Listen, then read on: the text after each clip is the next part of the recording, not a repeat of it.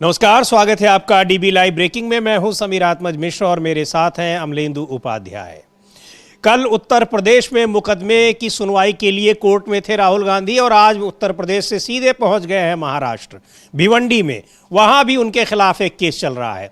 2018 का मामला था डिफेमेशन का, यानी मानहानि का मामला था उत्तर प्रदेश के सुल्तानपुर में, जहां राहुल गांधी कल मौजूद थे। और आज भिवंडी में ये उससे भी पुराना मामला है 2014 का। और इस तरह से पूरे देश भर में तमाम अदालतों में उनके खिलाफ बहुत सारे केस चल रहे हैं। ये सारे केस क्यों चल रहे हैं, इसको लेकर बहुत सारे सवाल उठ रहे हैं कि आखिर ये क्या विपक्ष के नेताओं के साथ ये किस तरह का की राजनीतिक प्रतिद्वंदिता दिखाई पड़ रही है। और उधर दिल्ली में कांग्रेस पार्टी के मुख्यालय के बाहर भारतीय जनता पार्टी के तमाम नेता प्रदर्शन कर रहे हैं राहुल गांधी के खिलाफ, कांग्रेस पार्टी के खिलाफ। वो क्यों प्रदर्शन कर रहे हैं उस पर भी बात करेंगे, लेकिन पहले देखते हैं कि भिवंडी में आज महाराष्ट्र मुंबई पहुंचे राहुल गांधी। उसके बाद मुंबई से वो भिवंडी पहुंचे, जहां एक मानहानि के मामले में उनके खिलाफ सुनवाई चल रही है। और मामला ये है 2024 का, यानी और कल वाला मामला जो था, जो सुल्तानपुर में जिसमें सुनवाई हो रही थी, वो भी मानहानि का मामला था 2018 में। तो ये आपको याद होगा अमलेंदु जी की एक लोकसभा में एक बार प्रियंका गांधी ने कहा था पिछले दिनों प्रधानमंत्री से कि आपको जितनी गालियां पड़ी हों, आप बार बार गालियों को रोते हैं, एक ही बार में सारी गालियां आप बता दीजिए, क्यों पार्लियामेंट का समय खराब करते हैं। तो मुझे लगता है कि राहुल गांधी को भी कहना चाहिए कि मानहानि के जितने मामले हों सब इकट्ठा करके एक ही बार सारी सुनवाई कर लीजिए। 12 साल, 14 साल, 10 साल, 8 साल पुराने ये मामले, इतनी लंबी उनकी सुनवाई क्यों हो रही है। लेकिन तमाम जगहों पर केस दर्ज है। मानहानि किसी की होती है, कोई गुजरात का रहने वाला है, और केस दर्ज होता है उत्तर प्रदेश के सुल्तानपुर में। तो ये सारी चीज़ें ये राजनीति के नए पैटर्न को भी दिखा रही हैं। ये जो तस्वीरें आप देख रहे हैं, ये राहुल गांधी पहुंचे हैं आज मुंबई और वहां से वो गए हैं भिवंडी, जहां उनके खिलाफ मानहानि का एक केस है। तो ये इस तरह से अब राजनीति हो रही है अमलेंदु जी, राजनीतिक प्रतिद्वंदिता। यहाँ राहुल गांधी को जान से मारने की धमकी दे दी जाती है, लेकिन वहां किसी की मानहानि नहीं होती। राहुल गांधी को जान से मारने की धमकी दे दी जाती है। आज जब राहुल गांधी भिवंडी जा रहे थे तो उनको रास्ते में रोककर काले झंडे दिखाए गए, राहुल तेरी कब्र खुदेगी कल नारे लगाए गए। और आज जो है कांग्रेस के दफ्तर के बाहर बीजेपी प्रदर्शन कर रही है, वहाँ भी भद्दे भद्दे नारे लग रहे हैं। राहुल गांधी की जान को खतरा जो है वो साफ तौर पर नजर आने लगा है समीर जी। और इसके लिए बीजेपी के बड़े नेता जो है वो जिम्मेदार हैं। और जिस तरीके से वो कोटा वाला आमेरा था, राजमेरा था, क्या था, राज आमेरा, वो तो साफ तौर पर कह रहा है कि किरण रिजिजू से उसे जानकारी मिली, तो किरण रिजिजू को जिम्मेदार ठहराया जा रहा है इस तरह की धमकियों के लिए। ओम बिरला का चेला है। तो ये इस तरीके से, और इस पर ओम बिरला भी खामोश हैं और वो भी खामोश हैं, किरण रिजिजू भी, नरेंद्र मोदी भी इस पर खामोश है। और हमले जो है वो कराए जा रहे हैं यूथ कांग्रेस के ऊपर, और प्रदर्शन किए जा रहे हैं कांग्रेस के दफ्तरों के बाहर। तो ये सब जो है चल रहा है। तो पूरा देश देख रहा है, पूरी दुनिया देख रही है कि बौखलाई हुई बीजेपी जो है वो किस तरीके से अब हमला करने पर उतर आई है। बिल्कुल, और सुन लेते हैं क्या कह रहे हैं राहुल गांधी के वकील जो है वहां भिवंडी में। क्या केस है, किस तरह, और इस केस में कितना दमखम है, क्या कुछ है, पूरे मामले की जानकारी दे रहे हैं। सुनते हैं उनको।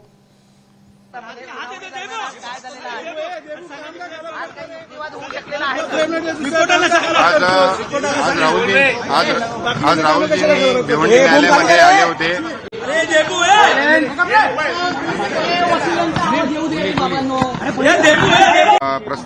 प्रस्तुत केलं आणि कोर्टाने ते ऍक्सेप्ट केलेलं आहे। फ्रेश जामीन देण्याचं कारण असं की नुकतंच आपल्या सर्वांना माहिती असेल की माननीय शिवराज पाटील चाकूरकर साहेब यांचं निधन झालं। आज राहुलजींचं भिवंडी न्यायालयामध्ये आले होते। आज राहुलजी भिवंडी न्यायालयात आले होते। आज त्यांच्या जामिनासाठी महाराष्ट्र प्रदेश काँग्रेस कमिटीचे जे प्रेसिडेंट आहेत हर्षवर्धन सकपाळजी, आज आम्ही त्यांचे बेलचे पेपर माननीय भिवंडी न्यायालयासमोर प्रस्तुत केलं आणि कोर्टाने ते ऍक्सेप्ट केलेलं आहे। सुरक्षा संहितेच्या निर्देशानुसार भिवंडी न्यायालयामध्ये अच्छा हा विचार पुढची सुनावणी यामध्ये सर पुढची सुनावणी कधी आहे? पुढची सुनावणी जी आहे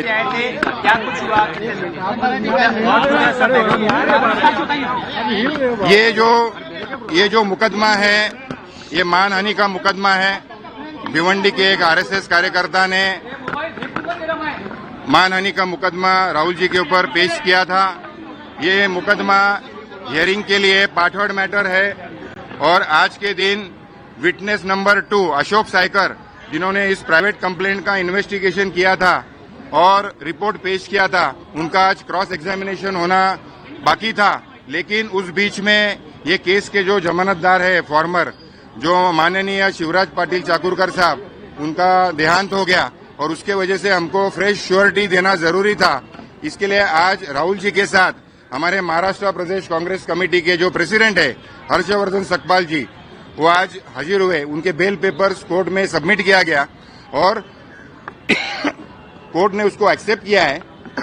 और ये प्रकरण जो है एमपी एमएलए का होने की वजह से और मानहानि का मुकदमा होने की वजह से सर्वोच्च न्यायालय के जो निर्देश है पूरे भारत में एमपी एमएलए के केसेस का जल्द से जल्द निपटारा किया जाए। हमारे जो भिवंडी कोर्ट के जो न्यायाधीश हैं कोलसे साहब, ये केस को जल्द से जल्द गति से चला रहे हैं सर्वोच्च न्यायालय के निर्देशानुसार, और हम भी और प्रोसिक्यूशन वकील इसमें कोऑपरेट कर रहे हैं। और हमको आशा है, हमको विश्वास है, अटूट विश्वास है कि ये केस का जो सत्य है ये पूरे वर्ल्ड में सामने आएगा और हमको पूरे भारत के न्याय व्यवस्था के ऊपर पूर्ण विश्वास है। सर, दो सवाल है मेरे। एक, आज जब राहुल जी आए थे क्या कुछ कानूनी बातों को लेकर बातचीत हो पाई? एक, और दूसरा, क्या राहुल जी मांग की जा रही है कि वो माफी मांगे? राहुल जी ने इस संदर्भ में कुछ कहा कि माफी मांगेंगे या नहीं मांगेंगे? देखिए, ये सवाल जो है माफी मांगने वाला, तो ये मामला है अमलेंदु जी, बिल्कुल उसी तरीके से कई बार इस तरह के जो मुकदमे चल रहे हैं और जिनमें राहुल गांधी की पेशी होती है, उन पर हंसी भी आती है। आरएसएस के एक कार्यकर्ता की भावना आहत हो गई थी 2014 में, उसने मामला डाल दिया और आज तक वो चल रहा है मामला, और ये चलता ही रहेगा। हाँ। ये चलता ही रहेगा। और कुछ मामले तो हमने देखे जो दायर करने वाले होते हैं वो खुद ही नहीं आते हैं और बाद में फिर केस खारिज करना पड़ता है। और जिसमें सजा हुई थी उसमें खुद उसने पहले वापस ले लिया था। मोदी जो था, अब वो वहां का विधानसभा का उपाध्यक्ष है, तो उसने खुद ही मुकदमा वापस ले लिया था और फिर दोबारा चालू कर दिया। तो ये करते रहते हैं। तो ये असल में होता ये है कि छोटा कार्यकर्ता जो होता है उसके मन में बड़ी इच्छा रहती है कि राहुल गांधी को देख लें। तो बीजेपी के छोटे कार्यकर्ता जो मुकदमे जगह डालते रहते हैं कि इस बहाने राहुल गांधी को देख लेंगे, तो इसे राहुल गांधी को देखने के चक्कर में जो है मुकदमे डालते रहते हैं। बहरहाल समीर जी, मुकदमे किसी लिए भी डालते रहते हो, लेकिन बीजेपी जो है बुरी तरीके से बौखलाई हुई नजर आ रही है, ये साफ तौर पर देखने आ रहा है। और ये जो प्रकरण है इसका बताया भी इन्होंने, वकील साहब ने, नैयर साहब जो है, नारायण नैयर, उन्होंने बताया कि चूंकि इस मामले में जमानत जो थी वो शिवराज पाटिल ने दी थी और शिवराज पाटिल की चूंकि मृत्यु हो चुकी, तो अब वो हमें नई जमानत दाखिल करनी थी। तो नई जमानत जो है महाराष्ट्र कांग्रेस के अध्यक्ष हर्षवर्धन सकपाल जो है उन्होंने दाखिल है, तो इसलिए इनको राहुल गांधी को आज भिवंडी पहुंचना पड़ा। लेकिन इसके जरिए जो है बीजेपी एक बड़ा उपकार कर रही है राहुल गांधी के ऊपर, वो ये कि जगह जगह राहुल गांधी के दौरे करा रही है और राहुल गांधी जनता से मिल रहे हैं, अपने कार्यकर्ताओं से मिल रहे हैं। तो मतलब एक साथ एक पंथ दो काज जो होता है, तो एक पंथ कई काज होते चले जा रहे हैं। मुकदमों में पेशी जज साहब भी देख लेते हैं राहुल गांधी कैसे हैं, और उसके बाद जो है राहुल गांधी का कार्यकर्ता भी देख लेता है, बीजेपी का कार्यकर्ता भी देख लेता है, और आम जनता भी देख लेती है, राहुल गांधी से मुलाकात भी कर लेती है, अपनी समस्याएं भी बता देती है। तो ये बीजेपी एक बड़ा उपकार कर रही है। जी बिल्कुल, जो भी कर रही हो बीजेपी, लेकिन किस तरीके से राजनीतिक प्रतिद्वंद्विता किस तरह से यहाँ दिखाई पड़ रही है कि जैसे कोई बदला लेने की कोशिश हो रही हो, ये दिखाई पड़ रहा है। और यही बात कांग्रेस पार्टी कह रही है। महाराष्ट्र में कांग्रेस की सांसद हैं वर्षा गायकवाड़, सुनते हैं उनको क्या कहा है उन्होंने इस मामले को लेकर और किस तरीके से राहुल गांधी के खिलाफ ऐसे बहुत सारे केस जो डाले गए हैं उनको लेकर उन्होंने बात की है।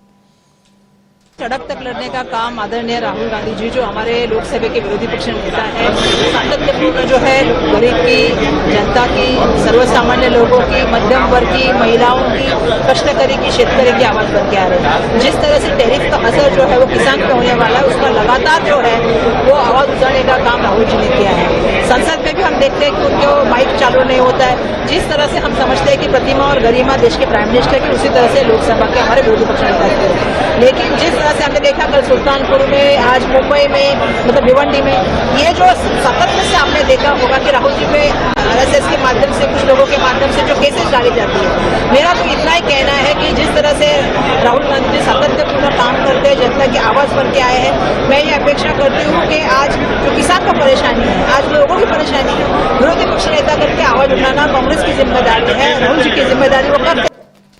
तो ये इस तरीके से यहाँ भिवंडी में आज राहुल गांधी के खिलाफ एक मानहानि का मुकदमा है, जहां वो गए हुए हैं पेशी के लिए। कल उत्तर प्रदेश के सुल्तानपुर में पेश हुए थे कोर्ट में, और वहां भी राहुल गांधी ने हालांकि कहा भी था उन्होंने कि ये सारे मुकदमे राजनीति से प्रेरित हैं, लेकिन जगह जगह अलग अलग जगहों पर कहीं आरएसएस की मानहानि का मुकदमा चल रहा है, कहीं अमित शाह की मानहानि का मुकदमा चल रहा है, कहीं मोदी नाम को लेकर मानहानि का चल रहा है, और एक जगह तो उनके खिलाफ उनकी नागरिकता को लेकर ही मुकदमा दायर किया था। बाद में दायर करने वाले को बड़ी फटकार भी लगाई कोर्ट ने कि ये सब क्या मूर्खता है, इस तरह के मुकदमे ला देते हो। लेकिन इस तरह के मुकदमे बहुत सारे, दर्जनों मुकदमे राहुल गांधी के खिलाफ चल रहे हैं। और यह भी दिखाई पड़ रहा है कि कल तो बड़ा दिलचस्प उदित राज कह रहे थे अमलेंदु जी, आज ही तो उसकी भी शायद सुनवाई है, बदायूं की कोर्ट में आज ही एक और सुनवाई है जिसमें उदित राज और राहुल गांधी को पार्टी बनाया गया है। क्यों बनाया गया कि उदित राज ने कभी किसी समय बीएसपी नेता मायावती के खिलाफ कुछ कहा था, जो कुछ भी कहा हो उनका नाम आया, तो चूंकि अब उदित राज कांग्रेस पार्टी में है इसलिए उनके साथ साथ राहुल गांधी का भी नाम जोड़ दिया गया। तो मतलब कांग्रेस का कोई भी कार्यकर्ता कुछ कहे तो साथ में राहुल गांधी का नाम जोड़ दो। इसी तरीके से यूथ कांग्रेस ने प्रदर्शन किया, तो अब यूथ कांग्रेस ने चूंकि प्रदर्शन किया तो अब राहुल गांधी के घर पे प्रदर्शन करो। तो आज एआई इम्पैक्ट समिट जो हुआ है दिल्ली में, जिसको लेकर पूरी दुनिया में किस तरह से भारत की बदनामी हो रही है, वहां पर उसी बदनामी के खिलाफ यूथ कांग्रेस के नेताओं ने प्रदर्शन किया, कार्यकर्ताओं ने, और अब राहुल गांधी के खिलाफ नारेबाजी हो रही है कांग्रेस पार्टी के मुख्यालय में। हालांकि यूथ कांग्रेस के नेताओं ने किया, यूथ कांग्रेस का दफ्तर दिल्ली में अलग है, लेकिन बीजेपी के तमाम नेता और कार्यकर्ता और बड़े बड़े नेता वहां पहुंचे हुए हैं। एक बार देखते हैं और प्रदर्शन क्या कर रहे हैं और किस तरह की तख्तियां लिखे हुए हैं। अमलेंदु जी, अगर ये तख्ती लिखी जाए तो प्रधानमंत्री के खिलाफ या किसी बीजेपी के नेता के खिलाफ, तो मुझे लगता है कि कोई शहर नहीं बचेगा जहां मुकदमे ना कायम हो मानहानि वाले। हाँ बिल्कुल, मुझे लगता है कांग्रेसियों को भी करने चाहिए भाई, जब इस तरीके के हो रहा है, जब उनकी तरफ सुना तो आप भी कीजिए भाई। जिस तरीके के हमले हो रहे हैं तो उसी तरीके के हमले आप भी तैयार कीजिए, अपनी स्ट्रेटजी आप अपनाइए।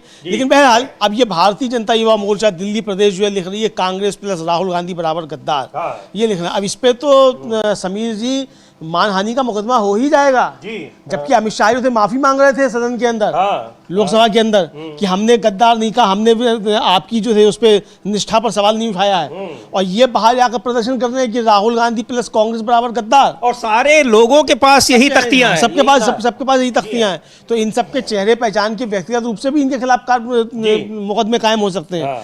अब कांग्रेस क्या करेगी, ये कांग्रेस का मसला है। जिस तरीके से बीजेपी रणनीति अपनाती है उस तरीके से कांग्रेस को भी रणनीति अपनाना चाहिए। बिल्कुल। और क्या कह रहे हैं इसको लेकर कांग्रेस के नेता प्रवक्ता पवन खेड़ा, उनको भी हम लोग सुनते हैं। लेकिन किस तरीके से राहुल गांधी के खिलाफ भारतीय जनता पार्टी मौके ढूंढती रहती है, कभी केस कर देना, कभी उनके खिलाफ नारेबाजी करना, देशद्रोही बता देना, गद्दार बता देना, और केवल उनके नेता और कार्यकर्ता ही नहीं बल्कि संसदीय कार्य मंत्री जैसे सीनियर मिनिस्टर जब वही कह रहे हैं, तो ये इन लोगों को भी वहीं से प्रेरणा मिल रही होगी अमलेंदु जी। बिल्कुल, जहाँ से वो राज आमेरा है, आमेरा राज है, जो भी है, उसको भी किरण रिजिजू साहब से प्रेरणा मिली, इनको भी किरण रिजिजू साहब से प्रेरणा मिली होगी, क्योंकि किरण रिजिजू साहब ने उसके बाद जारी किया कि देशद्रोही है, वक्तव्य जारी किया किरण रिजिजू साहब ने।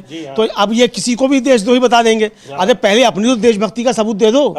खुद किरण रिजिजू साहब के ऊपर बहुत सारे आरोप हैं, चीन से संबंधों को लेकर, अरुणाचल में संबंधों को लेकर, यहाँ देश की संप्रभुता को गिरवी रखने के आरोप लग रहे हैं। ट्रंप रोज आपको कह रहा है कि आपने रख दिया है गिरवी, उस पर भी हम लोग बात करेंगे, बिल्कुल चर्चा करेंगे। और यहाँ तक कह रहा है कि नरेंद्र मोदी लूट रहे थे। तो ये आपको वो सारी बातें आपत्तिजनक नहीं लगती वहां पर, लेकिन यहाँ आप राहुल गांधी को गद्दार कह रहे हैं क्योंकि यूथ कांग्रेस के कुछ नेताओं ने अपने मौलिक अधिकारों को के तहत विरोध प्रदर्शन किया है, उन्होंने कोई गैर कानूनी काम नहीं किया है वहां पर। तो खैर सुन लेते हैं इस प्रदर्शन पर और यूथ कांग्रेस के नेताओं ने जो किया उसको लेकर क्या कह रहे हैं पवन खेड़ा। आज इंडियन यूथ कांग्रेस ने नौजवानों के रोष, उनके गुस्से को एक शांतिपूर्ण प्रोटेस्ट के माध्यम से दर्ज कराया एआई समिट के इवेंट पर। तब से बड़ा हाहाकार मचा हुआ है। एक कॉम्प्रोमाइज प्राइम मिनिस्टर का जो इंसेंटिवाइज्ड मीडिया है वो शुरू हो गया साहब, बहुत गलत जगह प्रोटेस्ट कर दिया, देश की बदनामी हो गई। प्रोटेस्ट वहां नहीं करना चाहिए। प्रोटेस्ट कहां करना चाहिए जनाब? किसी की बेसमेंट में जाकर प्रोटेस्ट करें। प्रोटेस्ट वहीं होता है जहां लोगों को दिखता है। प्रोटेस्ट वहीं होता है जहां मीडिया के कैमरा होते हैं। प्रोटेस्ट और कहां होगा? संसद में हम बोले तो leader of opposition Rahul Gandhi देश के लिए सबसे बड़ा खतरा है। 25 सांसदों को आप बाहर कर देते हैं। हम सड़क पर आए तो हम राष्ट्र विरोधी हैं।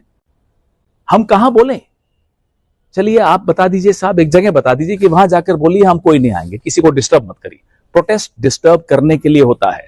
अब किसी को नजर आती नहीं कोई दरार, घर की हर दीवार पर चिपके हुए हैं इश्तिहार। आज इंडियन यूथ कांग्रेस ने उन इश्तिहारों को खींचकर फाड़ दिया। देखिए दरारों को देखना जरूरी है, तभी आप दरारों को भरेंगे। कहते हैं देश बदनाम कर दिया। अरे देश तब नहीं बदनाम हुआ जब आप हमारे 20 बहादुर सैनिकों की शहादत के बाद चीन को क्लीन चिट दे देते हैं।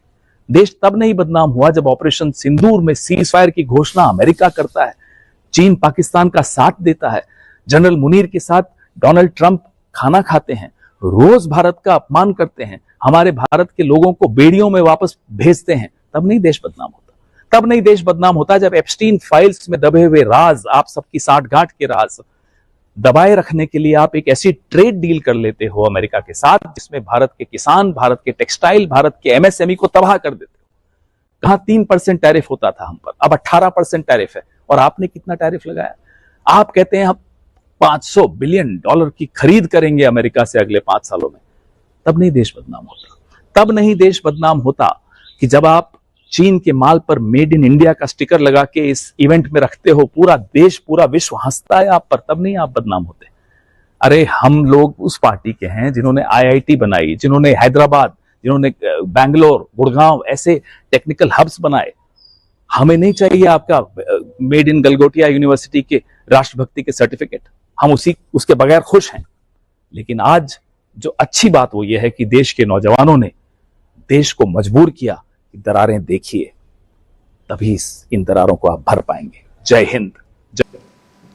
तो किस तरीके से यहाँ किस बात पर विरोध प्रदर्शन हो रहा है, पूरी दुनिया में कैसे भद्द पिटी एआई इम्पैक्ट समिट को लेकर, वहाँ की अव्यवस्था को लेकर, दिल्ली में किस तरह से जाम लगा, वहाँ ब्रिटेन के पूर्व प्रधानमंत्री कह रहे हैं कि यहाँ पर दुनिया का कोई एआई यहाँ का ट्रैफिक नहीं सुधार सकता। इस तरह की बातों के साथ, और ये पब्लिक फोरम पर उन्होंने एक डिस्कशन में वो हिस्सा ले रहे थे, वहां उन्होंने कह दिया। और इस पर किसी की भावना आहत नहीं हुई, किसी की भावना इस पर आहत नहीं, किसी ने पुतला नहीं फूका ऋषि सुनक का, किसी ने जाके ब्रिटिश उच्चायुक्त के आगे प्रदर्शन नहीं किया। जी बिल्कुल। तो यही कह रहे हैं पवन खेड़ा कि आखिर ये इस पर क्या हुआ। वो तो अपने विरोध प्रदर्शन वहां पर जता रहे थे यूथ कांग्रेस के नेता। और आपको बता दें कि यूथ कांग्रेस के नेताओं ने जिस तरीके से एआई इम्पैक्ट समिट में भारत की बदनामी हो रही थी, उसके खिलाफ वहां जाकर विरोध प्रदर्शन किया था, जिस पर आज बीजेपी के तमाम नेता कांग्रेस का मुख्यालय घेरे हुए हैं और वहां प्रदर्शन कर रहे हैं। एक बात और भी है, उत्तर प्रदेश में या तमाम बीजेपी शासित राज्य हैं, विपक्ष का जब कोई प्रदर्शन होता है तमाम नेताओं को वहां पर नजरबंद कर दिया जाता है।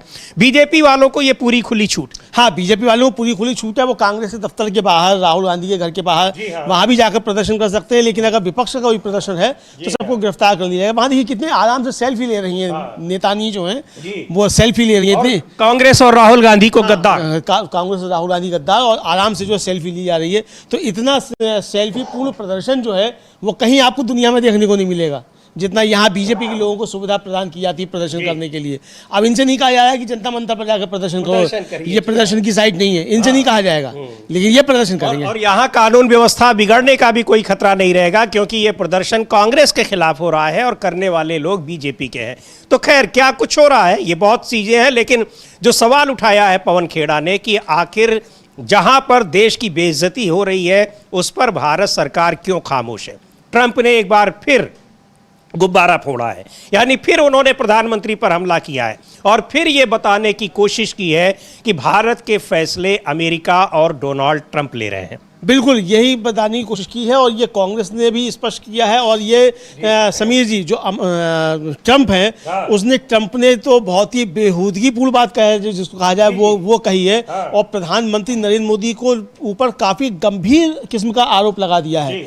और इसको लेकर अब कांग्रेस और पूरा विपक्ष जो है वो काफ़ी ज़्यादा हमलावर है कि ट्रंप इतना कुछ बोल रहा है और आपके मुख से जो है एक शब्द ट्रंप के लिए नहीं निकल रहा है। सुन लेते हैं ट्रंप ने कहा क्या है, फिर उसको बताते भी हैं हिंदी में उसका अनुवाद करके। लेकिन लेकिन सुनते हैं डोनाल्ड ट्रंप ने, चूंकि वो AI जनरेटेड नहीं है मेरे ख्याल से, वो बिल्कुल वास्तविक है। और डोनाल्ड ट्रंप वॉशिंगटन में जो उनका व्हाइट हाउस है, राष्ट्रपति का दफ्तर, वहां पर ये बात कह रहे हैं। तो सुनते हैं डोनाल्ड ट्रंप जो जवाब दिया उन्होंने भारत की एक एजेंसी के सवाल के जवाब में। भारत की एक एजेंसी के पत्रकार के सवाल पर जवाब दिया है। तो डोनाल्ड ट्रंप को सुनते हैं क्या कहा उन्होंने भारत के बारे में, प्रधानमंत्री के बारे में।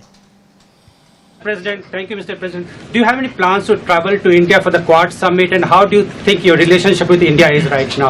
I think my relationship with India is fantastic, and we're doing trade with India. India pulled out of Russia. You know, India was getting its oil from Russia, right? And they pull way back at my request because we want to settle that horrible war where 25,000 people are dying every month. And my relationship with Prime Minister Modi is, I would say, great. I also stopped the war between India and Pakistan, as you know. There were 10 planes we shot down. That war was going and probably going nuclear. And just yesterday, the Prime Minister of Pakistan said President Trump saved 35 million lives by getting them to stop. That's and I did it largely with tariffs. I said, look, you're going to fight, that's fine, but you're not going to do business with the United States, and you're going to pay a 200% tariff, each country. And they called up and they said, we have made peace. Okay? तो ये सवाल पूछा गया trade deal को लेकर और भारत की भूमिका को लेकर यूएस की, तो उसमें क्या जवाब रहा डोनाल्ड ट्रंप का। वो कह रहे, पूछा गया कि क्या उससे क्या कुछ बदल जाएगा, जो सवाल था, जो जर्नलिस्ट ने सवाल किया प्रेस कॉन्फ्रेंस में। अब ये भी आपको बता दें कि डोनाल्ड ट्रंप मतलब रेगुलरली प्रेस कॉन्फ्रेंस करते रहते हैं व्हाइट हाउस में। कल असल में वहां के सुप्रीम कोर्ट ने 6-3 के बहुमत से एक फैसला सुनाया कि ट्रंप जो दुनिया के ऊपर टैरिफ लगा रहे हैं वो सारे टैरिफ गैर संवैधानिक हैं और वो हटाए जाते हैं। इनको अधिकार नहीं है, वहां कांग्रेस को, संसद को अधिकार है, तो ये आप उस पर नहीं लगा सकते, ये फैसला दिया।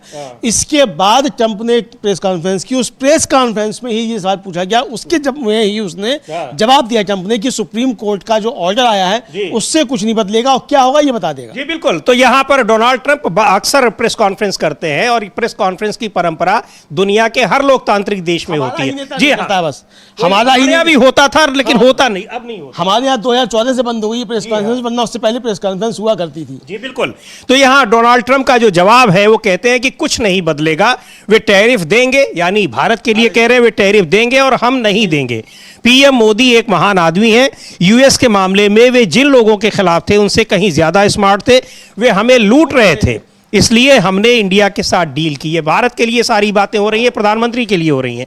हम उन्हें टैरिफ नहीं दे रहे हैं और वे दे रहे हैं, हमने थोड़ा पलटी मारी, यानी जो बात यहां विपक्ष कह रहा है उस बात की पुष्टि नहीं कर रहे हैं। ये बात कई बार डोनाल्ड ट्रंप कह चुके हैं और ये बता रहे हैं कि यहां पर भारत का कितना नुकसान है, भारत से हम टैरिफ लेंगे, वो टैरिफ लेंगे लेकिन हम टैरिफ नहीं देंगे, सीधे सीधे बात कह रहे हैं। और ये भी कह रहे हैं कि प्रधानमंत्री मोदी महान आदमी है। अब वो किसके लिए महान है, भारत के लिए कि अमेरिका के लिए, अब ये तो लोगों को ही तय करना है। हाँ, लोगों को तय करना है कि किसके लिए महान है, लेकिन वो बता रहे हैं कि महान आदमी है, लेकिन इतने महान है कि ट्रंप कह रहे हैं कि वो इतने ज्यादा महान है, इतने ज्यादा महान है कि वो हमको लूट रहे थे। जी हाँ, ये साफ तौर पे। अब राहुल, अब हम लूटेंगे, हाँ, यही कह रहे हैं कि अब हम लूटेंगे, हमने पलटी मारी, अब हम टैरिफ नहीं देंगे, वो टैरिफ देंगे।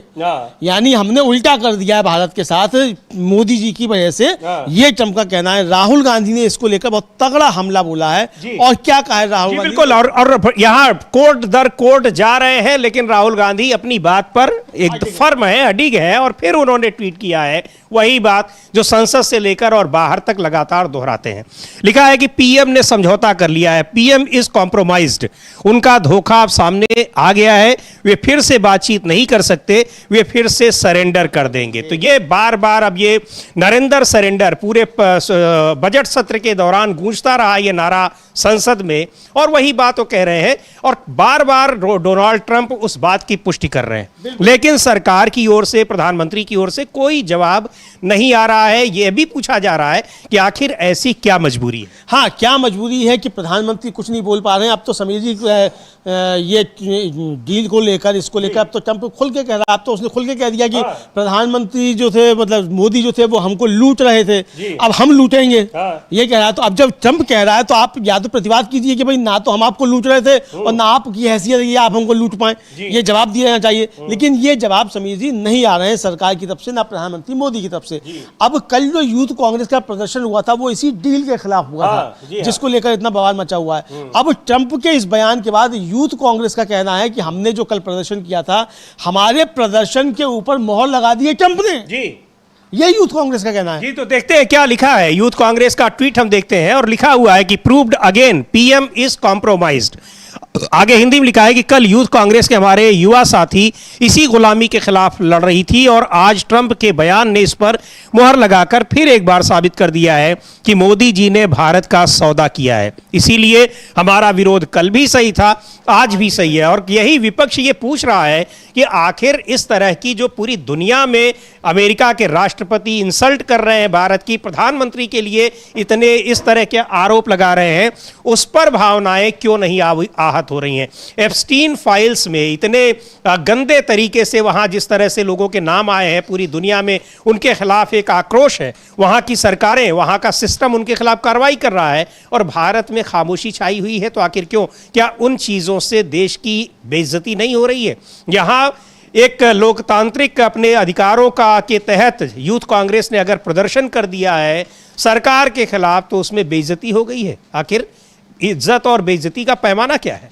हाँ, नहीं, इज्जत और बेइज्जती भाई, आप चोरी का कुत्ता जो है ला के रख दो, उससे बेइज्जती नहीं हो रही है। बिल्कुल है। और आप जो है सरेंडर कर चुके हैं, डील आपने कर ली और उस डील की जानकारी भी ट्रंप दे रहा है। आप जा रहे हैं इजराइल, तो भारत सरकार जो है वो ये जानकारी नहीं दे रही है, वो नेतन्याहू दे रहा है। ये बेइज्जती नहीं है। और वो ट्रंप बाबा कह रहा है कि आप कल फिर बोला कि 10 जेट जो है गिरा दिए, 11 बोले, उसका फिर 10 पे आ गया, फिर 10 पे आ गया। मतलब 76वीं बार जब बोला तब 11 बोला, और जब 77वीं बार बोला तो 10 बोला, और फिर हम 200% टैरिफ लगा देंगे, ये कहा। तो अब, और उस समय शहबाज शरीफ बैठे हुए थे वहाँ, तो अब जो है कांग्रेस ने भी इसको लेकर सवाल उठाए। कांग्रेस ने क्या लिखा है कि जो ट्रंप ने कहा कि हम टैरिफ वसूलेंगे और भारत टैरिफ नहीं मतलब लेगा, उसको लेकर कांग्रेस ने भी इस पे आपत्ति जताई है। ये है कांग्रेस ने जो ट्वीट किया है कि अब अमेरिका टैरिफ नहीं देगा लेकिन भारत हमें टैरिफ देगा।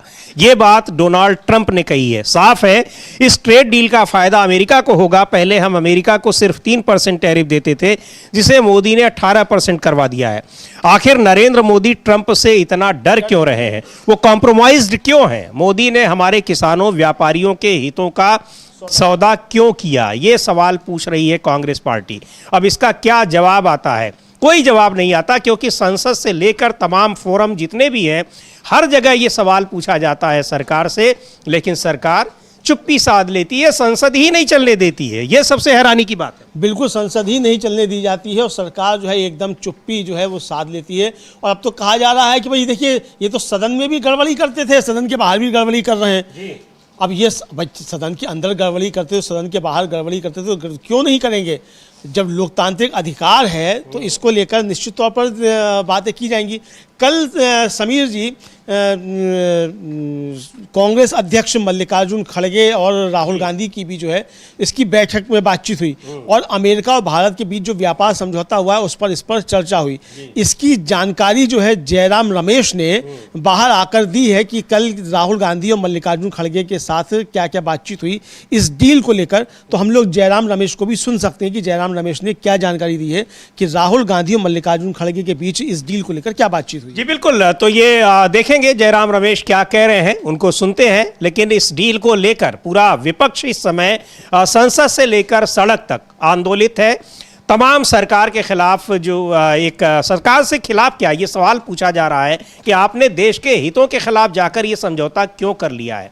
आखिर कौन सी मजबूरी आपकी आ गई? आम आदमी पार्टी के नेता संजय सिंह ने भी एक ट्वीट किया है और ये भी बताया कि कैसे डोनाल्ड ट्रंप ये सारी बातें बता रहे हैं और पाकिस्तान के प्रधानमंत्री शहबाज शरीफ बाकायदा मुस्कुरा रहे हैं और हंस रहे हैं। तो ये सारी चीजें ये क्या हो रही हैं, देश को आपने कहां लाकर छोड़ दिया है। पहले सुन लेते हैं जयराम रमेश को, क्या कहा उन्होंने कल जब मल्लिकार्जुन खड़गे और राहुल गांधी की मुलाकात हुई ट्रेड डील को लेकर, भारत और अमेरिका के बीच जो सरकार ने व्यापार समझौता किया है उसको लेकर। आज शाम को कांग्रेस अध्यक्ष मल्लिकार्जुन खड़गे जी और नेता प्रतिपक्ष लोकसभा राहुल गांधी जी की बैठक हुई है। हमारे 6 राज्यों के पीसीसी अध्यक्ष और सीएलपी लीडर जम्मू और कश्मीर, हिमाचल प्रदेश, बिहार, मध्य प्रदेश, राजस्थान और महाराष्ट्र, इन 6 राज्यों के हमारे पीसीसी अध्यक्ष और सीएलपी लीडर और हिमाचल के मुख्यमंत्री भी मौजूद थे। खास तौर से जो अमेरिका और भारत के बीच में व्यापार समझौता हुआ है, जो हम मजबूर हुए हैं इस व्यापार समझौता करने में, जो प्रधानमंत्री का सरेंडर हुआ है, उस पर चर्चा हुई है। इसका सीधा असर पहले चरण में इन 6 राज्यों के कपास किसान, सोयाबीन किसान, मक्का किसान और फल और मेवे किसान पर जरूर पड़ेगा। तो इसीलिए हम इन 6 राज्यों के नेताओं से आज बात की है। 24 तारीख को, इस महीने के 24 तारीख को पहली बैठक किसान सम्मेलन भोपाल में होगा और कांग्रेस अध्यक्ष और नेता प्रतिपक्ष दोनों उसमें भाग लेंगे। इसके बाद में 7 तारीख को यवतमाल, महाराष्ट्र में यही इस तरीके से किसान सम्मेलन आयोजित किया जाएगा और तीसरा सम्मेलन श्री गंगानगर में होगा मार्च के महीने में। तो पार्लियामेंट के बैठक जो 9 तारीख को वापस बैठने वाली है, उसके पहले भोपाल में और यवतमाल में किसान सम्मेलन का आयोजन होगा और इसमें दोनों हमारे नेता कांग्रेस अध्यक्ष और नेता प्रतिपक्ष लोकसभा दोनों इसमें मौजूद होंगे। खास तौर से कांग्रेस अध्यक्ष और राहुल जी दोनों ने इस बात पर जोर दिया आज शाम को कि ये प्रधानमंत्री का सरेंडर है। 10 मई 2025 को पहला सरेंडर हुआ जब ऑपरेशन सिंदूर अचानक उसको रोक दिया गया। इसी तरह आज अभी इंडो यूएस ट्रेड डील, जिसके बारे में बहुत कुछ चर्चा हो रही है सरकार की ओर से, इसकी हकीकत ये है कि किसान पर इसका सीधा नकारात्मक असर होगा और इसको लेकर जिस तरीके से 3 काले कृषि कानून को लेकर किसान संगठनों ने करीब 1.5 साल तक आंदोलन चलाया, इसी तरीके से हम किसान संगठनों के साथ इन 6 राज्यों में पहले चरण में और अलग अलग राज्यों में भी हम करेंगे, पर पहले चरण में हम इन 6 राज्यों में इस पर जोर देंगे और इस ट्रेड डील से हमारे लाखों किसानों की आजीविका पर जो खतरा आ पड़ा है उसको हम उजागर करेंगे जनता के बीच में। यानी अब देश भर में एक तरीके से समझा जाए कि किसान आंदोलन और वहाँ जो चाहे वो कपास के किसान हैं या फिर दूसरे चीज़ों को पैदा करने वाले किसान हैं, उनके बीच में जाकर ये सम्मेलन होगा। कुल मिलाकर विपक्ष अब इस मुद्दे को, चूंकि संसद में तो उठाने को मिल नहीं रहा है, संसद चल नहीं रही है, तो अब सड़कों पर इस मुद्दे को लेकर जा रहा है कि ट्रेड डील में कैसे भारत ने देश के हितों को, किसानों के हितों को अमेरिका के हाथों में गिरवी रख दिया। हाँ बिल्कुल, देश के हितों को, किसानों के हितों को अमेरिका के हाथ में गिरवी रख दिया है। जयराम रमेश ये बता रहे हैं कि राहुल गांधी और मल्लिकार्जुन खड़गे की जो बात हुई, कांग्रेस इसको लेकर देश भर में प्रदर्शन करेगी इस ट्रेड डील के खिलाफ। हालांकि आज तो जो है इस ट्रेड डील के समर्थन में और देश बेचने के समर्थन में कांग्रेस के दफ्तरों पर जगह जगह प्रदर्शन हो रहे हैं। जयपुर में भी हो रहा है प्रदर्शन, हैदराबाद में भी प्रदर्शन हो रहा है, दिल्ली में भी प्रदर्शन हो रहा है। भिवंडी में राहुल गांधी को काले झंडे दिखाए जा रहे हैं कि भाई आप अमेरिका से ट्रेड डील का विरोध क्यों कर रहे हैं। अगर नरेंद्र मोदी ने सरेंडर कर दिया तो सरेंडर करने तो तुम्हारा क्या जा रहा है, सरेंडर तो नरेंद्र मोदी ने किया है। लेकिन सवाल ये कि नरेंद्र मोदी अगर सरेंडर कर दें तो देश का कोई नुकसान नहीं है, लेकिन ये सरेंडर नरेंद्र मोदी का नहीं, देश के प्रधानमंत्री के तौर पर उन्होंने सरेंडर कर दिया है। हितों का जो समझौता जो है वो देश के हितों का समझौता किया है, किसानों के हितों का समझौता किया है। ये कांग्रेस का सीधा सीधा आरोप है। तो इसीलिए कांग्रेस अब पूरे देश भर में ये आंदोलन करेगी स्टेट डील के खिलाफ कि प्रधानमंत्री किस तरीके से कंप्रोमाइज्ड हैं और इसकी वजह से ये स्टेट डील की गई है। बिल्कुल, और इसको लेकर संजय सिंह ने भी, आम आदमी पार्टी के सांसद हैं, उन्होंने भी क्या कुछ कहा है, क्या लिखा है, वो भी देखते हैं। एक ट्वीट किया है उन्होंने और लिख रहे हैं कि पाकिस्तान का प्रधानमंत्री मुस्कुरा रहा है। एक वीडियो क्लिप उन्होंने टैग की है इसमें। पाकिस्तान का प्रधानमंत्री मुस्कुरा रहा है। ट्रंप ने उसके सामने फिर कहा, मैंने मोदी से बात की, 200% टैरिफ लगाने की धमकी देकर युद्ध रुकवाया। भारत की इतनी बेइज्जती क्यों करवा रहे हो मोदी जी, कुछ बोलते क्यों नहीं? तो मोदी जी कुछ बोलेंगे नहीं और मोदी जी यहाँ पर जब उनसे पूछा भी जाएगा तो वो 50-60 साल 70 साल वाली पुरानी बातों को लेकर आएंगे और कहेंगे कि हर चीज़ के जिम्मेदार कौन है, तो नेहरू है। हाँ, हर चीज़ के जिम्मेदार नेहरू है। डील भी नेहरू की वजह से करनी पड़ी है अमेरिका से, वरना डील नहीं होती है अमेरिका से। अब आप सारी जिम्मेदारी नेहरू की है। मोदी जी को नेहरू जो है काम ही नहीं करने देते हैं, 12 साल से काम ही नहीं करने दे रहे हैं। तो अब ये पता नहीं कब काम करना जो है शुरू करेंगे मोदी जी। लगता नहीं कि काम करना शुरू कर पाएंगे, क्योंकि जिस तरीके से चीज़ें आ रही हैं उससे लगता ये है कि अब झोला उठाने का वक्त आ गया है क्या शायद। हाँ, लेकिन घिरे बुरी तरीके से हैं अमलेंदु जी लगातार, और ये सरकार को भी और मोदी जी के समर्थकों को भी ये पता है कि किस तरीके से घिरे हैं। कई मुद्दों पर घिरे हैं, चाहे वो एप्स्टीन फाइल्स का मामला हो। सरकार को लग रहा होगा कि शायद आम जनता में इसकी चर्चा नहीं है, लेकिन आम जनता में इसको लेकर सरकार की बहुत भद्द पिट रही है। और बीजेपी के जो तमाम पुराने समर्थक हैं, 10-11 साल से जो बिल्कुल इंटैक्ट हैं बीजेपी के साथ, उनके मन में भी अब इन सारी चीज़ों को लेकर एक विरोध दिखाई पड़ रहा है। वो सोशल मीडिया पर भी हम लोग लगातार देखते रहते हैं। खैर, यूएस के साथ जो ट्रेड डील हुई है अमेरिका के साथ, उसको लेकर कांग्रेस के सांसद मनीष तिवारी क्या कह रहे हैं, सुनते हैं उनको। अमेरिकी उच्च न्यायालय का जो ये फैसला आया है वो एक बार फिर से इस बात को दर्शाता है कि जो संवैधानिक अदालतें हैं उनको जो लोग सत्ता में हैं उनको सच बोलना चाहिए। और चाहे कोई कितना भी ताकतवर हो, चाहे कोई कितना भी अपने आप को ऊर्जावान समझे, कानून सबसे ऊपर है और कानून का राज रहना चाहिए।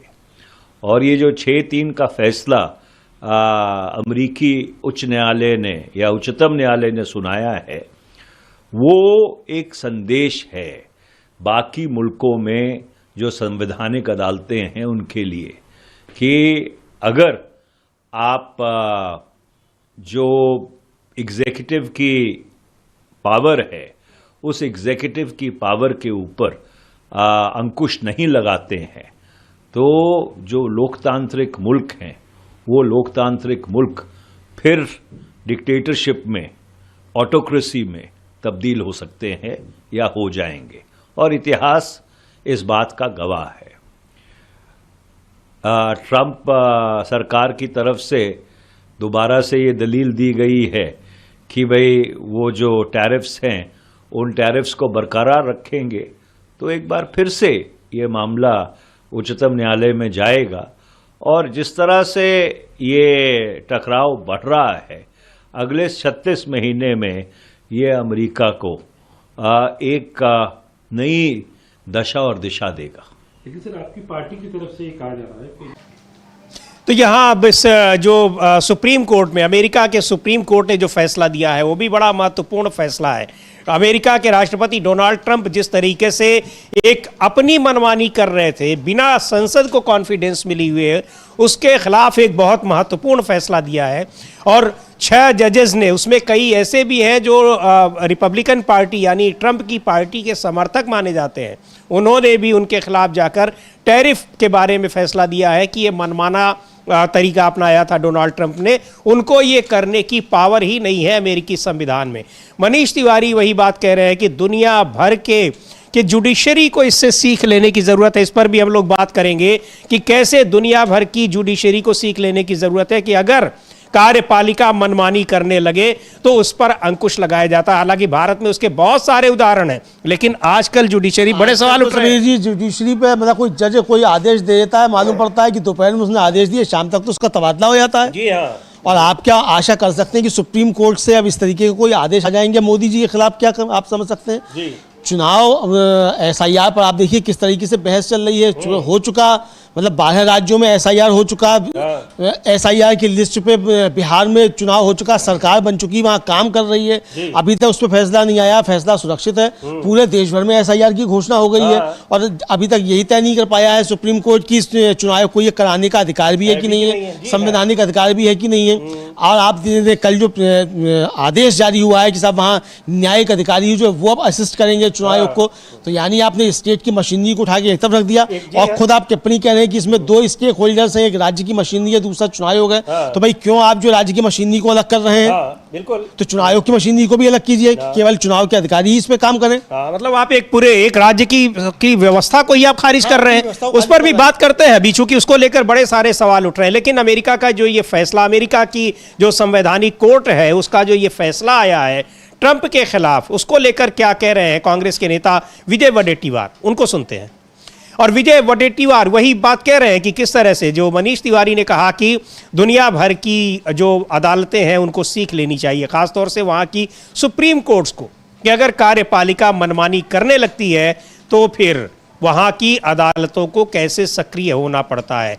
जितने भी भारत के संविधान में भी जितने जो पिलर्स हैं उनमें कोई भी एक अगर अपनी मनमानी करता है तो यहाँ भी ये बना हुआ है कि जो कार्यों में तो विभाजन है लेकिन एक दूसरे के खिलाफ चेक्स एंड बैलेंसेस की व्यवस्था की गई है। बिल्कुल, चेक एंड बैलेंस की व्यवस्था की गई है और इसीलिए जो कोई भी संविधान का कोई भी अंग जो है दूसरे के अधिकार क्षेत्र का आक्रमण नहीं कर सकता। और इसीलिए सुप्रीम कोर्ट की अपनी जुरिस्डिक्शन है, उसके अपनी पावर्स हैं, संसद की अपनी है, संवैधानिक संस्थाओं के अपने अपने अधिकार क्षेत्र हैं, लेकिन कोई भी संविधान से बाहर नहीं है। बिल्कुल, एक्स्ट्रा कॉन्स्टिट्यूशनल पावर्स किसी के पास नहीं है, ना संसद के पास है, ना सुप्रीम कोर्ट के पास है, ना चुनाव आयोग के पास है, ना किसी और अन्य आयोग के पास है। सुप्रीम जो है वो संविधान है। तो ये बात जो है ये समझनी पड़ेगी और इसी को लेकर बार बार बहस होती रहती है कि सुप्रीम जो है वो संविधान है और ये सरकार इसीलिए संविधान को बदलना चाहती है।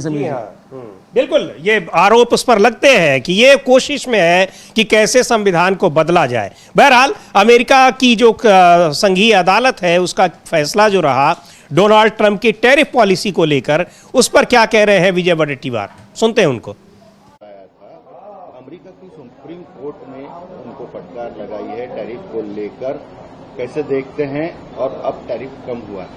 नहीं, देखो, ट्रेड डील को लेकर जो लगाया है उसके ऊपर कोई कोर्ट की टिप्पणी नहीं है। अमेरिका को ऐसे वो अभी तो कल कोर्ट में जो USA कोर्ट में जो हुआ था कि टैरिफ लगाते हैं तो वो अमेरिका को क्या अधिकार है, क्या है, वो कोर्ट का मामला है। और आज के तारीख में जो है वो 18% हमारे देश पे उसने टैरिफ लगा दिया है। जितना भी माल अमेरिका जाएगा उसके ऊपर 18% ये हमको टैक्स देना पड़ेगा। तो ये तो कोई अमेरिका में व्यवहार ही नहीं हो सकता। और अमेरिका से जो निर्यात होकर आएगा, जो इंपोर्ट होगा, उसमें 0 टैक्स है। इसका मतलब सीधा है कि ये बहुत बड़ा एक देश के किसानों के साथ में छल और धोखा हुआ है। यहाँ के किसान को अब वो ट्रेड डील में जो कॉर्न है, मक्का है, सोयाबीन है, कपास है, फ्रूट्स है, बहुत सारी चीजें हैं। अब ये 500 ट्रिलियन डॉलर की जो 500 करोड़ ट्रिलियन डॉलर, बिलियन के ट्रिलियन डॉलर की बात जो हुई है, इतना जो व्यवहार होने वाला है या उसमें उनको बिजनेस करना है, इसमें किसान कहाँ है? उसकी हालत क्या होगी कल? अगर इतने बड़े पैमाने में यहाँ पे पहले ही अपने देश में जो MSP गवर्नमेंट डिक्लेयर करती है, कहीं पे भी MSP के दर से कोई भी किसान का उपज को आज मार्केट में लिया नहीं जा रहा है।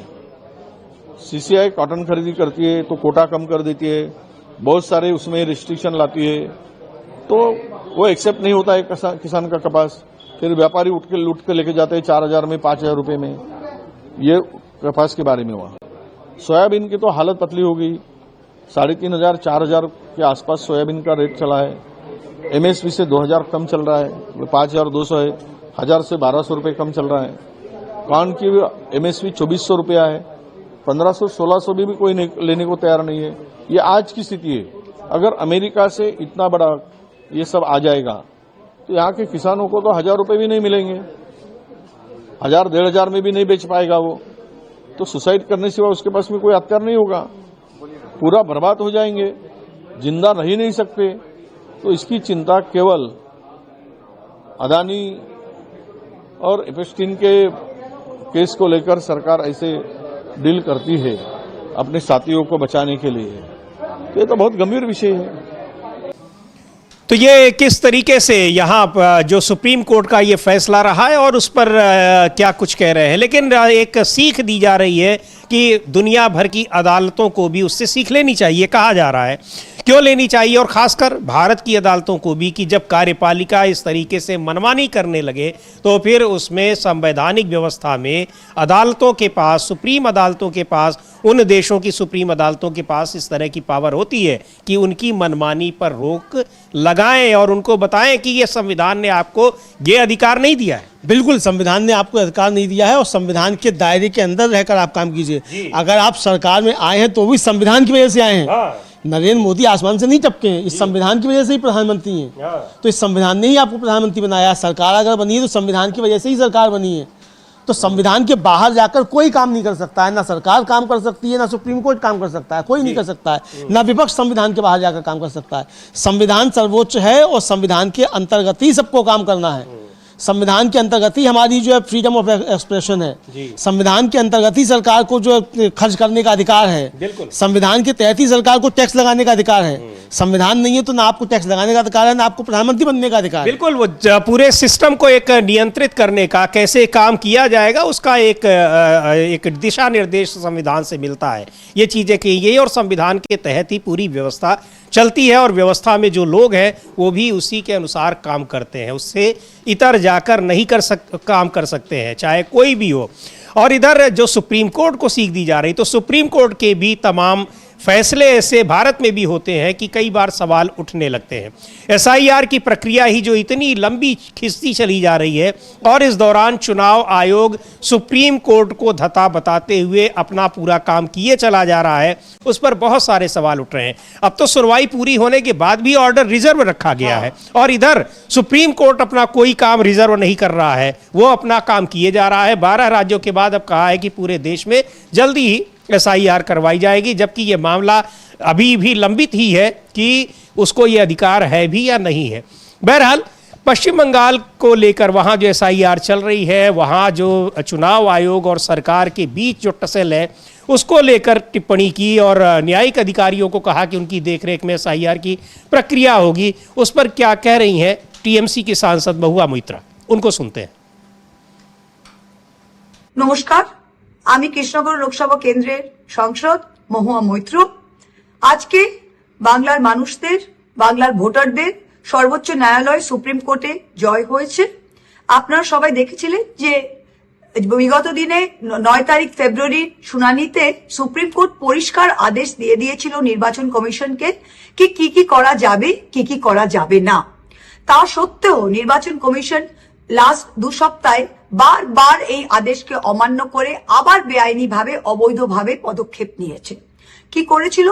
সুপ্রিম কোর্ট পরিষ্কার বলে দিয়েছিল যে হিয়ারিং এর ক্ষেত্রে এবং ডিসিশন নেওয়ার ক্ষেত্রে ইআরও, এইআরওই সর্বোচ্চ অথরিটি, তাদের ডিসিশনটাই ফাইনাল এবং তার ডিসিশনের ওপরে কোনো ব্যাংকের কর্মচারী, মাইক্রো অবজারভার, কোনো আরও তারা পর্যবেক্ষণ করতে পারে, কিন্তু তারা তাদের ডিসিশনকে চ্যালেঞ্জ করতে পারে না, তাদের ওপর ছড়ি ঘোরাতে পারে না। এটা বলা সত্ত্বেও আমরা দেখছি যে হিয়ারিং হয়ে গিয়েছে। ইআরও, এইআরও কেসটা, ডকুমেন্ট, নথিপত্র দেখে সেই ভোটারকে বৈধ ভোটার ঘোষণা করে তার নামটা পার্ট ফর ফাইনাল পাবলিকেশনের জন্য একটা ফোল্ডারে রেখেছে। হয়ে গেছে, সেই কেসটা ডিসপোজ হয়ে গেছে। तो ये महुआ मोइत्रा उस टिप्पणी कर रही हैं जो सुप्रीम कोर्ट ने वहाँ पर चुनाव आयोग के लिए कहा है और राज्य सरकार भी जो टिप्पणी की है, कह रही है महुआ मोइत्रा की माननीय सुप्रीम कोर्ट के आज के अहम फैसले ने उस गहरी जड़ें जमाए हुए बाबू कल्चर को ख़त्म कर दिया है जो चुनाव आयोग के कामकाज को बताता था। कोर्ट की पहले की फटकार के बावजूद, जिसमें माइक्रो ऑब्जर्वर और रोल ऑब्जर्वर की भूमिका को सिर्फ मदद करने तक ही सीमित रखा गया था, चुनाव आयोग के अधिकारी अपनी हदें पार करते रहे। लॉगिन क्रेडेंशियल और एक सेंट्रलाइज्ड जगह से एक्सेस किए गए और मामलों को बिना सोचे समझे रिव्यू के लिए वापस भेजा गया ताकि सही वोटरों को वोट देने से रोका जा सके। आज सुप्रीम कोर्ट ने एक संवैधानिक लाइन खींची है। इसने निर्देश दिया है कि सभी दावों, आपत्तियों और लॉजिकल डिस्क्रिपेंसी के मामलों पर कलकत्ता हाई कोर्ट के चीफ जस्टिस की देखरेख में काम करने वाले जुडिशियल अधिकारी फैसला करें। बंगाल की मां माटी मानुष के लिए ये एक शानदार जीत है। तो ये एक तरीके से जो ऑब्जर्वर और माइक्रो ऑब्जर्वर भेज रहे थे चुनाव आयोग के अधिकारी और उनकी राज्य सरकार के अधिकारी जो वहां चुनावी ड्यूटी में लगे हैं, उनके साथ जिस तरह से कोई तारतम्य नहीं था, कोऑर्डिनेशन नहीं था, उस पर निश्चित तौर पर ये टिप्पणी अहम, ये सुप्रीम कोर्ट का ये फैसला अहम है कि वहां न्यायिक अधिकारी काम करेंगे। लेकिन यहाँ एक बात तो ये भी है अमलेंदु जी, जो अभी थोड़ी देर पहले आप कह भी रहे थे कि राज्य सरकार के अधिकारियों को भी तो फिर एक तरीके से खारिज करने की कोशिश की गई। हाँ, बिल्कुल खारिज करने की कोशिश की गई, क्योंकि अभी तक जो थे विवाद क्या पहुंचा था? हाँ। विवाद यही पहुंचा था कि ये अधिकार जो है वो राज्य सरकार के अधिकारियों का है, ARO, AERO का है, DRO का है कि नाम कटे या ना कटे, सुनवाई करें, उनको नहीं करने दी जा रही थी। चुनाव आयोग के अधिकारी खुद फैसला ले रहे थे और सेंट्रलाइज सिस्टम से उनके जो क्रेडेंशियल थे, लॉगिन क्रेडेंशियल्स, वो एक्सेस किए जा रहे थे। यानी AERO को और ERO को और DRO को मालूम ही नहीं होता था कि उसका कहां से लॉगिन हो गया और नोटिस इशू हो गया उसके दस्तखत से।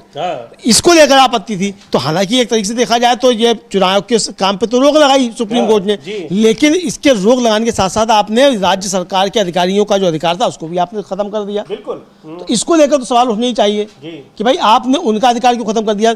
आपके जो न्यायिक अधिकारी हैं वो उसकी निगरानी करें, वो सब कुछ ठीक ठाक है, लेकिन ये अधिकार जिसका वो अधिकार तो उसके पास रहे, ये सवाल है। जी बिल्कुल, ये सवाल है, बहुत गंभीर सवाल है। लेकिन फिर भी चुनाव आयोग की मनमानी पर ये तो कहा ही जाएगा कि अंकुश जरूर लगाया है सुप्रीम कोर्ट ने। बहरहाल अब आगे इस पर अभी और क्या कुछ टिप्पणी होती है, आगे क्या होता है, क्योंकि SIR को लेकर बहुत हंगामा मचा हुआ है। हर जगह एक ही तरह के आरोप लग रहे हैं कि चुनाव आयोग भारतीय जनता पार्टी के लिए काम कर रहा है और विपक्षी जो वोटर हैं उनके नाम डिलीट करवाए जा रहे हैं जानबूझकर। लगातार ये आरोप लग रहे हैं। इधर बात करेंगे महाराष्ट्र की भी। वहाँ भी जो विमान दुर्घटना में डिप्टी CM रहे अजित पवार की मौत हुई है, उस पर लगातार सवाल उठा रहे हैं रोहित पवार, उनके भतीजे। लेकिन इससे पहले एक खबर असम की भी है। 2 दिन पहले वहाँ पर विपिन बोरा जो कांग्रेस छोड़कर ज्वाइन किए हैं, उन्होंने बीजेपी के बड़े नेताओं के साथ अपनी एक तस्वीर पोस्ट की है। वो तस्वीर देखने लायक है अमलेंदु जी, और बहुत कुछ संदेश देती है कि कैसे बीजेपी में आने के बाद लोगों का सम्मान बढ़ता है और भी जब वो अपनी पार्टियों में रहते हैं तो सम्मान की चाहत में वो बीजेपी ज्वाइन करते हैं। हाँ, ये देखिए, आप देखिए सोफे पर बैठे हुए हैं अमित शाह जी, बराबर का सोफा खाली है। इधर सोफे पे जो है हेमंता विश्व शर्मा बैठे हैं और एक और कौन बैठा है उनको हम नहीं पहचानते, जो भी हो वो। और सामने जो है वो स्टूल जो है, स्टूल कुर्सी जो है उस पर बैठा दिए गए हैं हेमंत बोरा साहब। कांग्रेस के प्रदेश अध्यक्ष होते थे भूपेन बोरा। हाँ, भूपेन बोरा। हाँ, भूपेन बोरा। तो ये गलत निकल गया मुझसे नाम, सॉरी उसके लिए। तो ये बैठे हुए हैं। ये कांग्रेस के प्रदेश अध्यक्ष होते थे, खुद को मुख्यमंत्री का दावेदार समझ रहे थे। बड़ा इनको चोट थी कि इनका सम्मान नहीं किया गया। अब सम्मान जो है भरपूर हो रहा है कि अमित शाह जो है बैठे हुए सामने सोफे पे, बराबर का सोफा खाली है, उस पर बैठने की इजाजत भूपेन बोरा साहब को नहीं है। अब इसी तरीके से सम्मान होगा। इसी तरीके से एक सम्मान जो था वो जगदम्बिका पाल साहब हुआ करते थे। उन्होंने कांग्रेस से जब इस्तीफा दिया तो कहा कि मैं 2 बार का सांसद था, मुझको कांग्रेस ने मंत्री नहीं बनाया। अब 3 बार से सांसद है बीजेपी में, कुल मिला के 5 बार के सांसद हो गए, बीजेपी ने मंत्री अभी भी नहीं बनाया। और राहुल गांधी को बता रहे थे कि आपने मेरी बात मानी होती तो आप इधर होते। जी हाँ। तो ये वो एक तो पूर्व मुख्यमंत्री है जो बड़े सम्मान के साथ वो क्या उनको बनाया था, पन्ना प्रमुख। वो तो समझिए हाईकोर्ट के जज भी रह चुके थे। तो अब कितना सम्मान भारतीय जनता पार्टी में देखा जा सकता है? वो ज्योतिरादित्य सिंधिया जो राहुल गांधी के बराबर में बैठा करते थे, वो महल में आने पर जो है बिल्कुल एक तरह से कहा जाए अमित शाह के सामने पीछे पड़ रहे थे। सारी महाराजगिरी अमित शाह ने निकाल दी 1 सेकंड में। कि हो गए महाराज, अब बीजेपी में आ गए, अब कोई महाराज नहीं, चलो काम करो अपना। तो ये सम्मान के लिए जो जाते हैं ना, वो ये सम्मान है, ये समझा जाता है। इसी तरीके से वो एक आरपीएन सिंह हुआ करते थे, उनको भी बड़े सम्मान की चिंता थी, पीछे ले आके बैठा दिए गए। पंजाब के कैप्टन अमरिंदर, अब तो इतना सम्मान मिल गया कि वापस फिर कोशिश में लगे हैं कि आ जाए, लगे कि उनको ले लिया जाए। अब इधर सम्मान के लिए कुल बढ़ाने लगे हैं वो नवजोत सिंह सिद्धू, उनको भी सम्मान चाहिए, तो जाओ भाई वहां जाकर सम्मान लो फिर। जी बिल्कुल। तो ये तस्वीर ये बता रही है कि किस तरीके से बिल्कुल एक वो दिखाई पड़ रहा है, जैसे यूपीएससी में इंटरव्यू देने जाते हैं तो कैंडिडेट बैठा हुआ है और 3 लोग बैठे हुए हैं जो इंटरव्यू ले रहे हैं उसका, उस बोर्ड में। ऐसी तस्वीर ये दिखाई पड़ रही है। लेकिन अब किसी एक सोफे पर वो भी बैठ सकते थे, उनको क्यों उस कुर्सी को दी गई? उत्तर प्रदेश में एक तस्वीर बड़ी वायरल हुई थी, अगर आपको याद हो, और एक मंत्री का नाम ही स्टूल मंत्री रख दिया गया। स्टूल मंत्री उनका नाम रख दिया गया था। तो बार-बार बार वही लेते हैं। और आजकल वो जो है वो भी काफी ज्यादा आहत दिखाई पड़ते हैं। आजकल वो आहत मंत्री हो गए हैं बटकों की शिखा खींचे जाने से। और नहीं, स्टूल मंत्री तो दूसरे वाले डिप्टी थे, वो क्या दोनों ही आहत हैं, आहत दोनों हैं। इन्होंने तो इन वालों ने तो बुला के सम्मान कर दिया बटकों का, उन्होंने सम्मान नहीं किया। उन्होंने कहा कि अधिकारी जो महापाप है, उन्होंने कहा था। बिल्कुल। तो ये तो सुनते हैं अब रोहित पवार को भी, जो बहुत महत्वपूर्ण ये आरोप लगा रहे हैं। आरोप क्या वो कह रहे हैं कि इसकी जांच होनी चाहिए, इसको इतने हल्के में इस मामले को नहीं लिया जाना चाहिए जिस तरह से दुर्घटना हुई है, और उस दुर्घटना में अजित पवार की जान गई है। सुनते हैं क्या कहा है। और राहुल, इससे पहले रोहित पवार ने बाकायदा एक प्रेजेंटेशन के जरिए ये बताया था कि ये सामान्य दुर्घटना नहीं है, और उन्होंने कहा था कि हमारी टीम लगातार इस घटना के तमाम पहलुओं का एक्सपर्ट्स की मदद से वो इनकी पूरी जांच पड़ताल कर रही है। सुन लेते हैं रोहित पवार को, उन्होंने कुछ नए पॉइंट्स बताए हैं, नई बातें बताई हैं। क्या कहा है? वो भी बीएसआर कंपनी में इन्वॉल्व है। कॉन्स्पिरेसी के बारे में अगर हम बात करें तो 2 टाइप की कॉन्स्पिरेसी हो सकती है, एक तो पॉलिटिकल और कमर्शियल।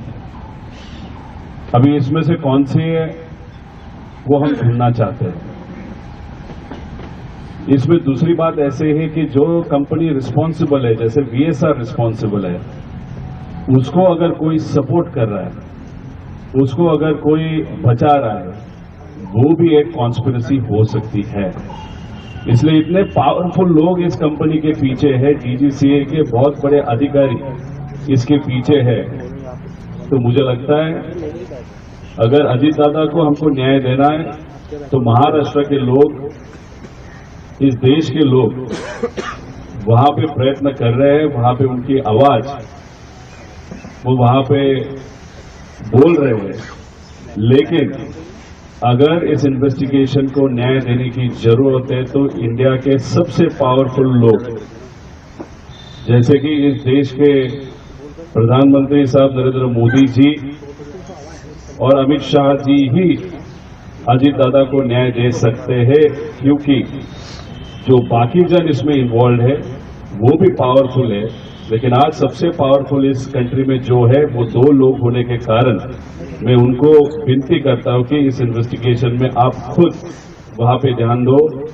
एक छोटा सा लेटर मोदी साहब के नाम से वहां पे मैं आज उनको तो बड़े आरोप लगा रहे हैं, कह रहे हैं कि बहुत बड़ी ताकतें इस दुर्घटना के पीछे हैं, और सीधे सीधे कह रहे हैं कि केवल और केवल न्याय दिला सकते हैं तो प्रधानमंत्री मोदी और अमित शाह, क्योंकि वही उनसे ज्यादा पावरफुल, वही उनसे पावरफुल है। वो सीधे सीधे एविएशन मिनिस्टर का इस्तीफा भी मांग रहे हैं रोहित पवार कि एविएशन मिनिस्टर को तत्काल इस्तीफा दे देना चाहिए, और बहुत गंभीर आरोप लगा रहे हैं। और इस कंपनी को, जिस कंपनी के जहाज है VSR, इस पर प्रतिबंध लगाया जाना चाहिए, ये उनकी साफ तौर मांग है। ये उन्होंने दिल्ली में आकर बात कही है, महाराष्ट्र में तो उन्होंने प्रेजेंटेशन दिया ही था, दिल्ली में आकर भी बात की। समीर जी, अब इसको लेकर बहुत ज्यादा गंभीर जो है वो लग रहे हैं। अब तो जो एनसीपी के कार्यकारी अध्यक्ष हैं प्रफुल्ल पटेल, उनका भी बयान आया है कि इसकी जांच होनी चाहिए। ये गंभीर मामला है। तो यानी कि अब वो ये मामला काफी ज्यादा बढ़ता जा रहा है, और इसकी जांच करानी चाहिए सरकार को। और जो जिस तरीके से रोहित पवार कह रहे हैं कि प्रधानमंत्री मोदी और अमित शाह ही इतने ताकतवर हैं कि वो अजीत दादा पवार को न्याय दिला सकते हैं, तो ये अब बताइए मामला जो है, ये फाइल जो है, अब वो मोदी जी और अमित शाह जी के दरवाजे पे आ गई है। देखना है कि इस पे दस्तखत जो इन दोनों के हो पाते हैं कि नहीं हो पाते हैं। बिल्कुल, अब देखना है। लेकिन उससे अब चलते चलते एक बहुत गंभीर आरोप लगाए हैं उत्तर प्रदेश की कानून व्यवस्था को लेकर, जिसको लेकर वहां के मुख्यमंत्री दावा करते हैं कि वैसी कानून व्यवस्था कहीं नहीं है।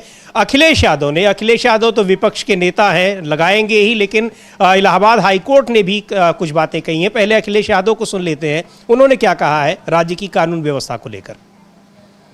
ये कोई बड़ा काम है? अब जा रहे हैं जापान वनस्पति को ढूंढने के लिए। अभी तक तो हम ही लोग जानते थे वनस्पति के बारे में, अब तो विश्व विख्यात हो जाएंगे हमारे मुख्यमंत्री जी वनस्पति के लिए, विश्व विख्यात हो जाएंगे। अच्छा, डेली गांजा पकड़ा जाता है, अब भाई वनस्पति समझ नहीं पा रहे हो, तो डेली गांजा पकड़ा जा रहा है, कभी 1 करोड़ का, कभी 17 करोड़ का। सवाल ही नहीं गांजा पकड़ा जा रहा है, सवाल ये गांजा जा कहाँ रहा था। देखिए, सब जानते हैं। अब ये बड़े सवाल उठा रहे हैं कि यहाँ रोज गांजा पकड़ा जा रहा है, किस तरह की कानून व्यवस्था है, लेकिन कह रहे हैं कि इससे ज्यादा महत्वपूर्ण है कि वो जा कहाँ रहा है। और वो जा कहाँ रहा है। और समीर जी, कानून व्यवस्था को लेकर इलाहाबाद हाई कोर्ट की जो लखनऊ बेंच है, उसने बहुत गंभीर टिप्पणी की है, और उसने जो है कि तुम लोग पुलिस से घिर चुके हो, ये जो है एफआईआर में हिंदी फिल्मों के डायलॉग के लिए पुलिस को जबरदस्त फटकार लगाई है। और इलाहाबाद हाईकोर्ट की लखनऊ बेंच ने क्राइम की घटनाओं में दर्ज एफआईआर में पुलिस द्वारा बार बार एक ही पैटर्न इस्तेमाल करने पर सख्त शब्दों का इस्तेमाल किया, और इसने कहा कि एफआईआर को बेतुका और जमीनी स्थिति को ना दिखाने वाला भी कहा। बहराइच जिले में दर्ज एक एफआईआर का जिक्र किया अदालत ने, और कहा कि इसमें कथित पुलिस एनकाउंटर के बाद गो हत्या में शामिल लोगों की गिरफ्तारी हुई थी, जिसमें हिंदी फिल्मों में इस्तेमाल होने वाले डायलॉग जैसे तुम लोग पुलिस से घिर चुके हो का जिक्र है। और एफआईआर में एनकाउंटर के दौरान हुई कथित बातचीत का भी जिक्र है, जिसमें आरोपी कहता है कि उजाला होने वाला है, जबकि एफआईआर में एनकाउंटर का सुबह 10:45 लिखा हुआ है। जी बिल्कुल, ये वो स्क्रिप्ट, एक ही स्क्रिप्ट पर वहाँ एनकाउंटर का काम करती है अमलेंदु जी को पुलिस, और खुद ही तय करती है कि किसके पैर में गोली लगनी है जब वो भाग रहा है, और किसके। देखिए, अब 8000 से ज्यादा बताए जाते हैं कि साहब एनकाउंटर्स हो चुके हैं, और सब में एक ही बात होती है कि ये भाग रहा था, अपराधी थी, भागने की हथियार छीन कर भागने की कोशिश कर रहा था, या इसने अपने तमंचे से पुलिस पे फायर कर दिया। तो भाई इतने तमंचे कहाँ से आ रहे हैं, पुलिस पर इतने ज्यादा फायर होते चले जा रहे हैं, और आप बता रहे हैं कानून व्यवस्था बहुत अच्छी है। ये सवाल उठ रहे हैं। बिल्कुल, तो ये जो एनकाउंटर हो रहे हैं, एनकाउंटर पॉलिसी पर, और ये सरकार की पॉलिसी है, क्योंकि मुख्यमंत्री योगी आदित्यनाथ हाई कोर्ट और सुप्रीम कोर्ट की टिप्पणियों पर भी विधानसभा में इसकी तरफदारी करते हुए दिखाई पड़ते हैं। लेकिन यहाँ जो टिप्पणी है, बहुत गंभीर टिप्पणी है हाई कोर्ट की, कि आप एक ही स्क्रिप्ट पर काम कर रहे हैं, यानी पूरी तरीके से कानून को हाथ में लेने का काम पुलिस कर रही है। सीधे सीधे ये कह रहे, जो टिप्पणी है हाई कोर्ट की वो बता रही है। बहरहाल, लेकिन यहाँ जो मामला इस समय गंभीर है सबसे ज़्यादा, वो ये है कि किस तरीके से राहुल गांधी सरकार के खिलाफ आवाज़ उठा रहे हैं, और राहुल गांधी को घेरने के लिए क्या कुछ हो रहा है। प्रदर्शन हो रहे हैं, उनके खिलाफ मुकदमे हो रहे हैं, और बाकी कुछ चीज़ें। लेकिन इस पर का जो ट्रेड डील है अमेरिका के साथ भारत की, बुरी तरह से घिरी है सरकार। कांग्रेस पार्टी ने प्लान बना लिया है सड़कों पर उतरने का, अलग अलग जगहों पर प्रदर्शन की तारीखें तय की गई हैं। इन सब पर रहेगी आगे भी हमारी नज़र। बने रहिए डीबी लाइव के साथ। इस कार्यक्रम को अब यहीं समाप्त करते हैं। मुझे और अमलेंदु उपाध्याय को दीजिए अनुमति। नमस्कार।